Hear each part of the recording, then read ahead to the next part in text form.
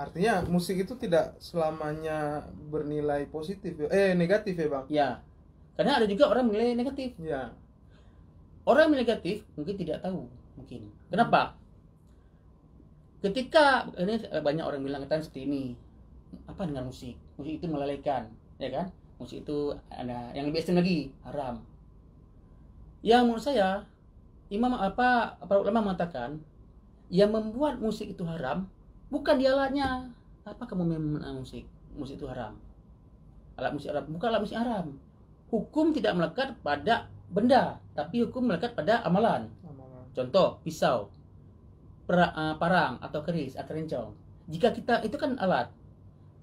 Kapan dia jadi haram? Ketika kita takut-takuti orang, menusuk orang, itu kan haram. Itu amalannya, tapi pisaunya nggak bisa. Kenapa? Itu alat. Kenapa? Alat itu manusia kendalikan. Begitu juga dengan musik. Tapi kan ada kemudian hadis atau fatwa bang, katanya alat musik gesek itu haram, alat musik peti itu haram, alat musik tiup itu haram, kecuali satu yang dilakukan oleh Rasulullah dulu, alat musik tabu. Ya. Ini gimana bang? Ya. Saya sering dengar seperti itu karena menurut Habib Ali Zainal Abidin Al-Jufri, pada ulama itu tidak semua sepakat musik itu haram. Kembali kepada alat tadi, ya kan? Memang ada hadis suling itu adalah setan, setan. Ya. Itu adalah setan. Tapi pada saat Aisyah pada hari raya itu Aisyah beserta teman-teman wanita menabuh rebana, kemudian berselawat, menyanyi. Nggak lama itu di rumah Rasul melihat. Kemudian datang Abu Bakar. Abu Bakar, kenapa kalian nih tidak sopan sedikit di rumah Rasul, kalian nyanyi? Kemudian Nabi bangun, katakan, ayo Abu Bakar, biarkanlah mereka. Inilah hari raya. Saya itu Abu Bakar tahu, berarti Nabi tidak marah. Nah, alat musik tabu tapi ya, rebana tadi ya. Tabu. Jadi kata Habib Ali Al-Jufri, alat musik seperti gitar juga tabu. Seperti tadi, hukum itu tidak melekat pada alat, tapi pada amalan. Tadi amalan. So contoh kayak bisa tadi, kalau enggak ya semua apa yang kita gunakan semua, kok memang semua misalnya alat musik itu haram, alat beti haram, alat tabu haram, misalnya alat gesek haram, berarti semua kita adil kan? Itu berarti termasuk yang kita gunakan sekarang, HP pun haram, laptop pun haram. Kan enggak gitu. Islam itu fleksibel, ya kan? Yang bikin haram itu contoh ada surat Luqman, ya kan? Ada musik, kemudian ada zina, ada khamar, ya kan? Jadi kenapa Rasulullah mengharamkannya?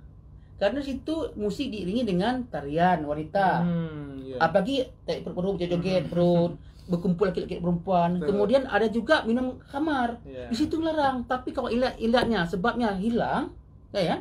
Maksudnya musik saja, musik yang membawa kita pada kebenaran, ya kan? Maksudnya musik tidak masalah, malah bisa berpahala, kayak kata Imam Ghazali tadi, ya kan?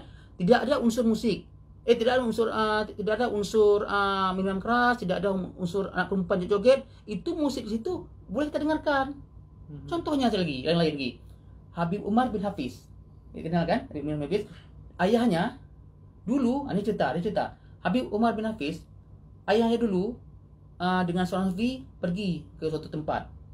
Tiba-tiba dia melihat suatu masjid. Kenapa masjid ini kosong? Ya, kenapa masjid kosong? Kemudian ditanyalah pada penduduk, kenapa masjid ini kosong? Itu masalah zuhur, kalau salah saya. Kemudian jawablah penduduk situ, orang ini pergi ke suatu tempat dengar musik, main musik. Oh gitu. Kemudian ayah Habib Umar ini meminta pada penduduk tersebut untuk membawakan alat musik, saya kayak kendrang, rebana segala macam ya, yang berlaku di sana. Kemudian seorang menabuh musik, memainkan musik, yang atau seorang lagi bernyanyi. Tentunya lagu-lagu yang mengajak kebaikan kan. Tiba-tiba nggak lama datanglah orang sedikit menjadi banyak berkumpul. Setelah mereka berkumpul, kemudian apa terjadi? Berhentilah Habib Umar dengan ayah Habib Umar dengan temannya tersebut yang ulama juga, sama-sama ulama. Setelah berhenti, para penduduk yang sudah berkerumun mengatakan, kenapa berhenti? Dan lagi, baiklah saya akan lanjutkan. Kan sebenarnya mereka berhasil dengan media dakwah dan musik. Setelah mereka berkumpul, baik saya akan menyanyikan lagi, tapi saya minta satu saja dengan lemah lembut tu. Pisahkan laki-laki dengan perempuan. Ya, setelah laki-laki berpisah, perempuan berpisah, baru kemudian ayah Habib Umar ini main lagi musik dan nyanyi lagi. Bagus sekali suaranya emang syair dulu. Setelah itu berhenti. Sekarang kita waktunya berhenti. Ya. Ini saya mau minta sama kalian. Saya boleh nggak saya ajarin kalian baca surah Al-Fatihah dalam salat dengan cara yang cepat. Cepat bisa. Boleh semua yang mau. Diajarlah semua hingga penuh masjid masa itu. Penuh. Sampai keluar malah murid cerita. Sampai keluar. Kan? Dah. Membuktikan bahwasanya Islam tidak melarang main musik selama tidak melalaikan lagunya mengajak kebaikan. Kemudian juga ada unsur-unsur nasihat situ. Begitu. Dan ini lagi seperti Imam Al-Ghazali mengatakan tadi dalam kitab Ihya Ulumuddin jilid 9 jilid 2 bab 19. Manusia jika mendengarkan musik maka bisa membawa perasaan mereka kepada hal-hal yang religius. Yang jangan seperti yang tadi boleh. Malah kita lihat seperti Ustaz Abdul Samad kan dia nyanyi lagu religi kan? Ada usaha menikah tuh, ya kan? Barakallah, nggak ada kan? Kenapa? Nggak dimasak. Yang penting membawa kepada kemaslahatan umat. Tapi kalau sudah membawa kepada hal maksiat itu tidak bersaram. Gitu. Ya, menarik ya, Saudara Arlun. Kita mengupas sisi musik dalam berbagai perspektif. Tapi kita ingin tahu lebih lanjut lagi tentang sosok Bang Syahri ini. Bang, kalau Abang instrumen musik yang bisa Abang mainkan ada berapa, Bang? Ya, alhamdulillah saya bisa main rhythm gitar. Kalau di rumah saya berbeli akustik gitar, mereknya Cowboy di Frandias. Jadi kebetulan Frandias itu yang penjual si Auzan ya.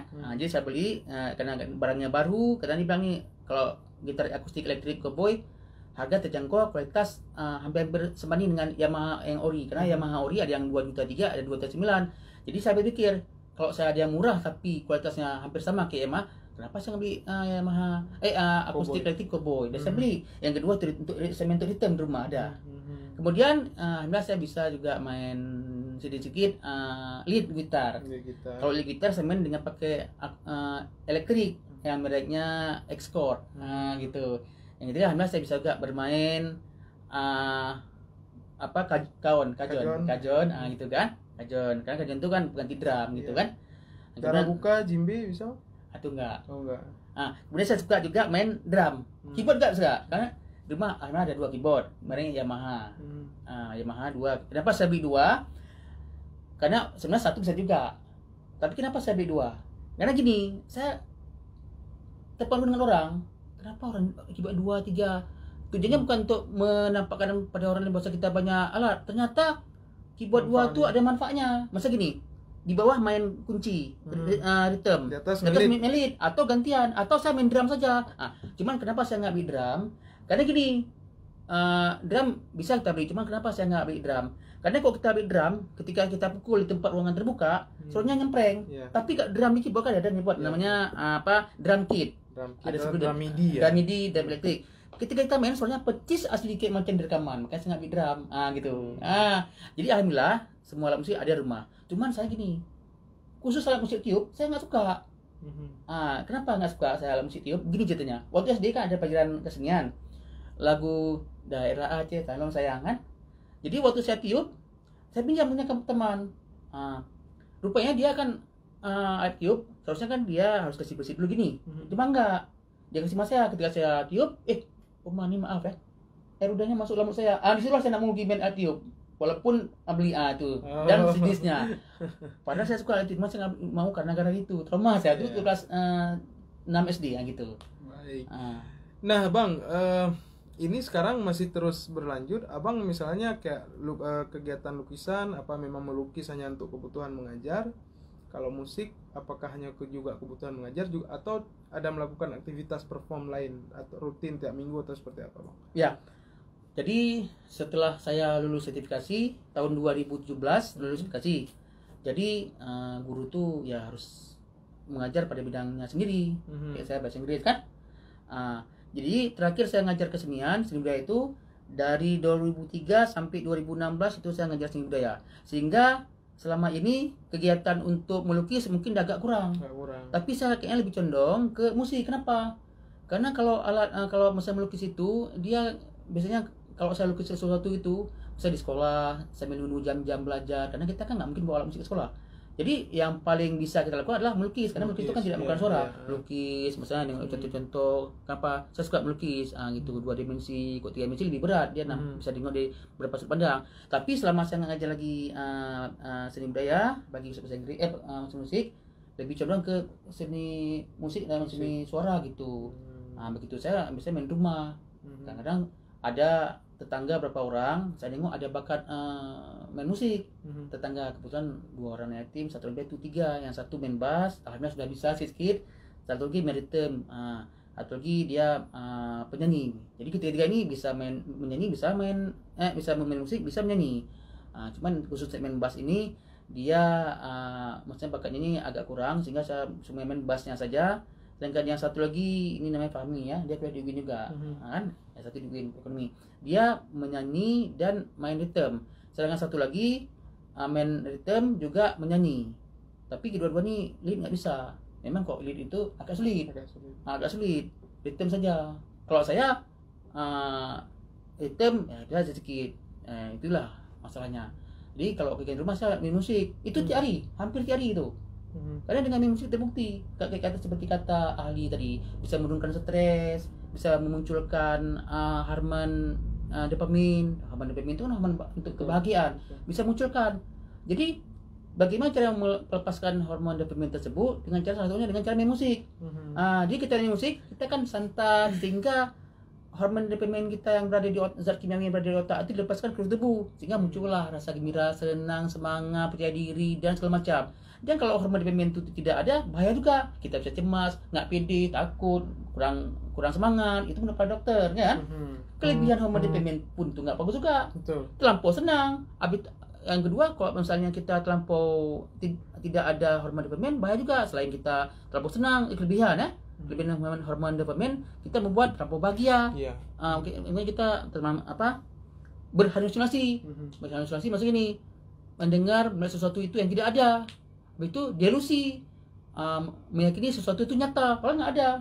Itu kok bisa bahayanya kita hormon dopamin. Baik, menarik ya, kita mengupas sisi kesenian dari seperti saya sampaikan tadi dari berbagai perspektif dan seni seperti Bang Syarif sampaikan adalah sesuatu nutrisi bagus intinya untuk kehidupan kita. Namun lagi-lagi tergantung bagaimana kita menempatkannya, Bang ya. Nah, Bang, ini kita udah di bagian akhir, udah setengah jam ya, 30 menit kita bincang-bincang. Pertanyaan terakhir, Bang. Abang masih tetap ingin jalan seperti ini? Ibaratnya kan ini Abang seorang guru yang nyambi jadi seniman, ataupun seorang seniman yang nyambi jadi guru nih. Masih jalan terus seperti ini atau gimana, Bang? Ya, bagus sekali pertanyaan dari Subudani. Saya akan tetap berjalan. Kenapa? Karena saya sudah tahu manfaatnya. Kenapa saya terus berjalan musik ini? Karena saya sudah tahu manfaatnya. Manfaatnya cukup banyak, ya kan? Dengan musik kita bisa gembira. Bahkan dunia ini sepi tidak ada musik. Saya tetap berjalan. Kenapa? Karena dengan kita main musik semangat seperti yang tadi kan, apalagi musik-musik yang mengajak kita kebaikan. Contohnya nggak usah jauh. Saya selama ini sedang belajar lagu apa? Karena salah satu fungsi alat musik tadi kan saya bilang bisa mempersatukan bangsa. Contoh Piala Dunia 94 itu di Amerika, itu lagunya lagu Queen dibawa. We Are Champion, kami akan juara. Ternyata masyarakat, saya melihat nonton TV, itu masyarakat dari seluruh dunia itu kumpul di satu semangat. Kemudian Piala Dunia 86 itu Bina Maman jadi nomor 1. Itu kan saya dengar lagunya aja muncul nomor 1. Semangat, dia judulnya kita semangat. Makanya saya sampai sekarang tetap menjalankan aktivitas saya nyambi musik. Kenapa? Karena sudah tahu manfaatnya. Kemudian coba tengok, saya ada sama Jurnalis Rambi, jurnalis warga. 13 Juni 2019 saya naik sepeda ke Merdu. Itu dari mana Aceh, Bang? Ya, di Aceh. Jadi saya pakai MP3. Semua lagu ada, Aceh Barat, Sulawesi, tapi saya lebih suka lagu Aceh. Lagu Aceh. Kenapa lagu Aceh? Lagu Aceh itu ini salah satu fungsi manfaat musik itulah mempererat jati diri budaya Aceh, identitas Aceh. Ya kan? Makanya lagu identitas Aceh itu harus dijaga. Saya suka lagu Aceh. Semua lagu Aceh suka. Identitas kita. Makanya saya tetap seperti ini. Jadi harapan kita jangan sampai lagu Aceh itu mati di tempat. Kenapa? Karena saya suka lagu Aceh. Abang sebenarnya bukan orang Aceh asli, tapi sangat mencintai lagu Aceh. Asli abang Aceh Selatan. Apa Padang tapi Aceh. Tapi abang mencintai Aceh. Kenapa? Karena lagu Aceh itu luar biasa. Contoh lagu Raffi. Termasuk juga lagu nih ya. Lagu Balangan Nanggro itu sebagai nasihat ya. Bagus itu walaupun kenapa? Mengingatkan kita jangan sampai kita terpengaruh dengan budaya orang. Kita sekarang lagu terpengaruh dengan orang. Boleh kita suka belajar lagu-lagu bahasa yang Inggris, lagu bahasa asing, tapi utamakan dulu lagu bahasa-bahasa kita sendiri.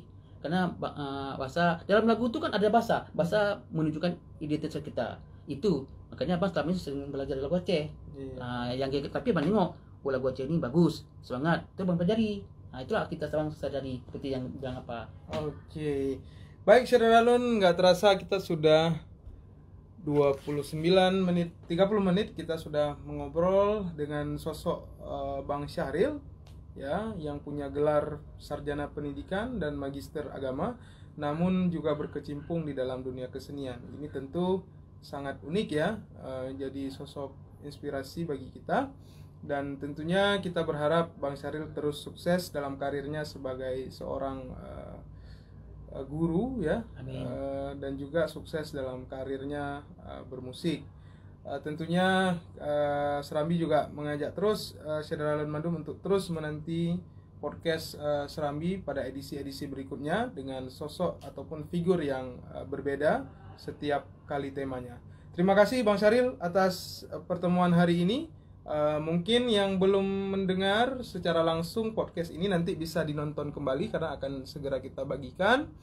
Silakan didengar kembali dan ya ambil hikmahnya dari apa yang sudah disampaikan oleh Bang Syahril.